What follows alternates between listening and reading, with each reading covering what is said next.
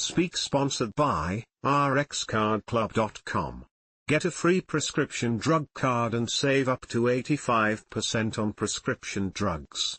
rxcardclub.com. Popular senior activity reduces risk of knee pain. Arthritis. A new study found that seniors who garden are less likely to suffer from knee arthritis. Researchers tracked the knee health of over 2,600 people with an average age of 64 and found that those who gardened had a 29% lower risk of frequent knee pain and 25 to 29% lower risk of knee arthritis. Gardening is an activity that people are more likely to participate in as they get older, and age is a strong risk factor for osteoarthritis. The researchers noted that gardening has been associated with better anxiety, depressive symptoms, mood, and greater socialization, which could contribute to the reduced knee pain and arthritis risk.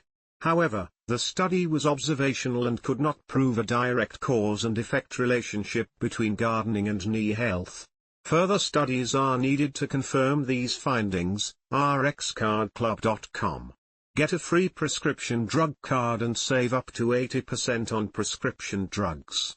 Less than /speak.